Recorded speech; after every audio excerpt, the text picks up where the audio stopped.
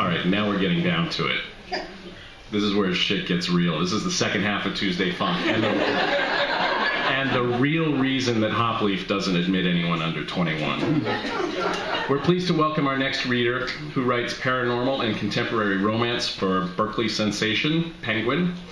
The first two novels in her Paranormal Elementals series, Liquid Lies and A Taste of Ice, are available now, with 2 more volumes forthcoming. The first book in her contemporary Highland Games series, Long Shot, will come out this October. Please welcome back Hanna Martine.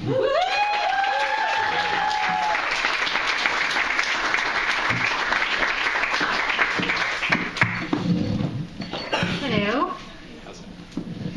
Perfect. I'm really excited that Bill asked me back for this more provocative program because that is exactly what I wrote. I'm going to be reading from the second book in my series, that paranormal romance series that just came out on December 31st. And it's called The Elementals, and it's based on elemental magic. And we've read a lot tonight about happenings that happen in our real world, where my books take place in the real world with just a little twist of magic. So a little bit of background. Xavier, the hero in my book, is an escaped slave, and he was born into captivity where his captors drained his magic and sold it on the black market. And he was also used as sort of a breeding stud. So you can imagine that he has some serious issues to deal with regards to women.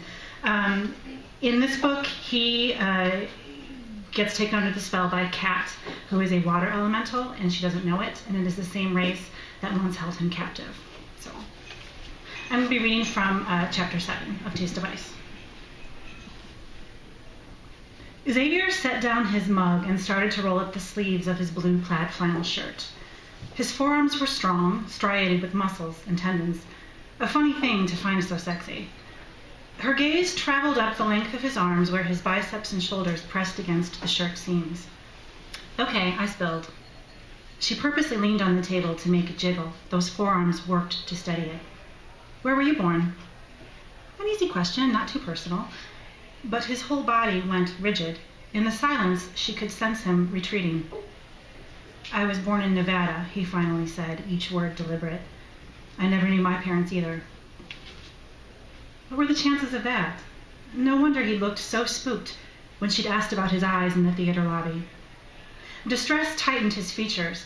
Clearly it had taken courage for him to tell her that. And clearly he didn't want to say any more. She hadn't meant to resurrect old ghosts. And she sure as heck didn't want him to run off like he had on the street yesterday morning and in the bar last night. Bah! She flicked her wrist in a dismissive gesture. Abandoned kids are the coolest. Parents are overrated. The stiffness in him broke, muscle by tiny muscle. He sank lower in his seat. The death grip on his mug slackened. Pain still haunted his gunmetal eyes, but it was melting by the second. Something else started to invade, to take over, and it was that want for her, that hot desire he continually tried to push away. It struck her, too, fast and intoxicating. It scalded her veins, made the underside of her skin pulse with sensation. Suddenly she was acutely aware of where the hard ridge of her jean zipper pressed against the apex of her legs. And when his thighs closed barely an inch to urge her legs together, she felt it even more powerfully. I think it's safe to say, he swallowed and his Adam's apple danced, that I've never met anyone like you before. His hungry eyes fastened on her mouth. The softness of his tone touched her in places she couldn't name. Xavier. Her voice shot through the spell, a cannonball destroying the intimate moment. It triggered his fight, flight, or fight response, and like on the street and in the bar, he flew.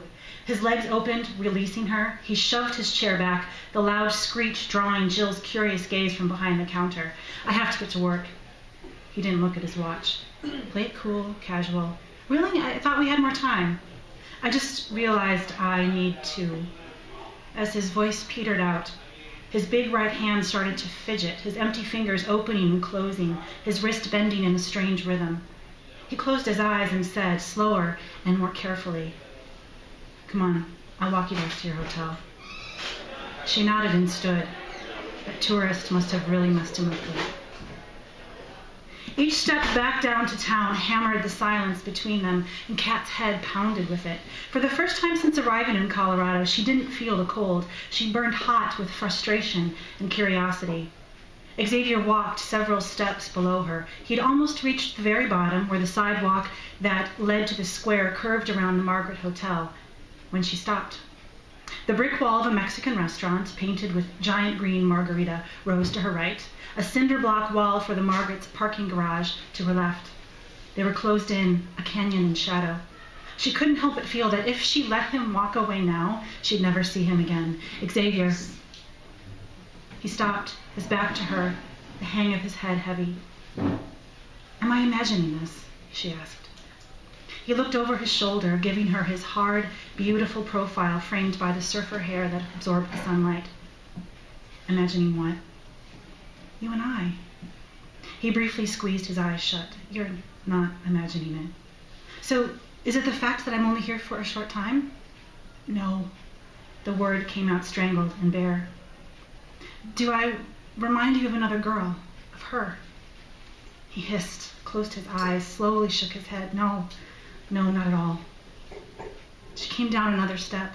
No place to go but forward. She had nothing to lose, and the not knowing gnawed at her. Then why are you scared of me? He sighed. I'm not scared of you. Slowly he shuffled around to face her, and with her a step above, they stood eye to eye. What you do to me. He put a hand to his chest, slowly curled it into a fist. Such honesty. It was the first time he hadn't weighed every one of his words before releasing them. The admission came from his heart. The hard lines that divided his golden eyebrows revealed the depth of his desire. It was severe, it was all-encompassing, and it stoked her own. What do I do to you? In the cold, away from the madness of the festival streets, her whisper carried. He inhaled slowly, as though sucking her words deep inside him. His silver stare shot shivering arrows through her body. You excite me. He was melting her in the middle of winter. Isn't that a good thing? No. Yes.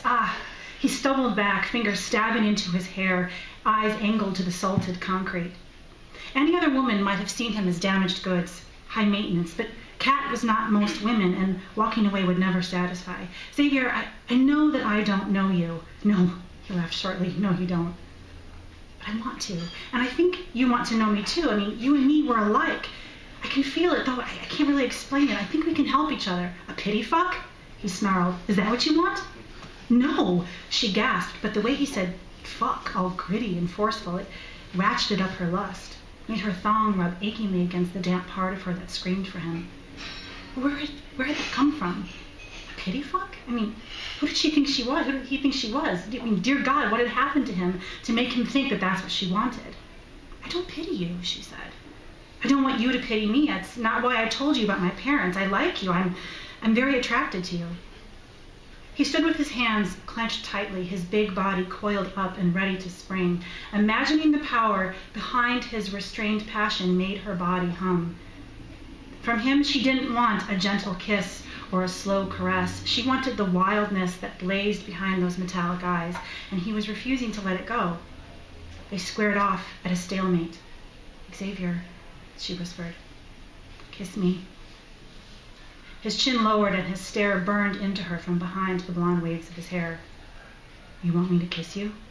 His voice rumbled, the start of an avalanche, dangerous and uncontainable. God, yes. Do you want me to beg? Get on my knees? He lunged for her, shouted, You want me to kiss you?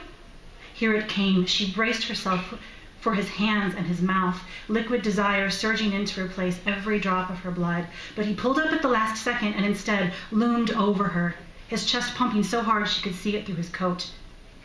All she said was, Please. He fisted the front of her coat and pushed her back against the brick wall, enough to knock out her breath. She didn't need oxygen, just him. He brought his mouth down on hers, hard as brick, hot as fire. Their tongues swept across each other, mixing coffee and lust. Their lips formed an impenetrable seal, but inside it was all soft and burning, a silky, slow, undulating movement that made her shake. A high trilling moan vibrated in her throat. Her arms snaked around his waist, pulling him tight against her, layers of coats and clothes between them, and she almost cried from the divide. He released the death grip on her zipper and slid one hand around her neck. He hadn't put his gloves back on, and his hands were cold and dry and desperate, pressing hard into her nape, pulling her so close their teeth scraped. He kissed as though her mouth meant life or death, and she understood. She understood. His other hand came up and swept the hat off her head. He drew back, breath stuttering between his reddened lips, and did the strangest thing. He gazed at the hat, the cheap, silly thing, like it was a fancy bra and underwear, and it was driving him over the edge. His head was slightly turned, and the skin along his jawline beckoned. She came forward, flicking her tongue across the place that was still smooth from his morning shave. No cologne, just Xavier. He tasted like snow and the hundreds of the flavors of the kitchen, like he was made of the things that he loved. With a low groan, he whipped his head around, taking her mouth, and as he shoved her back against the wall, his long thigh slid between hers. The pulse between her legs beat a bass drum. She started to move, slow circles of her hips that brought out stars behind her eyelids. She'd made him hard, and she loved it. Loved that she could rub perfectly against that hardness. If she kept it up, she'd come. Right there on the staircase, fully clothed, thousands of festival goers only a block away. Keep going, keep going. He kicked her legs apart and pushed his hard-on right into her. His turn to move. He skipped over the slow part and went right for the focused grind, and she cried out, urging him on. The hottest sex she'd ever had that wasn't actually sex. And suddenly he jerked back. At first she thought he'd come, then he saw that he was shaking and there was no pleasure on his face. Anguished silver eyes danced in their sockets. When they met hers, they were brimming with heartbreaking apology. Oh, God, I can't. What's the matter? Her voice cracked like weak ice. She reached for him, but he skittered away, her hat dropping from his fingers to the snow. You deserve better. Xavier, no, it's okay. No, it's not okay. He wasn't even looking at her. He glared hard at something over her shoulder, but when she glanced around, there was nothing there. Then he turned on his heel and stalked away, hair flapping around his ears, boots heavy on the road.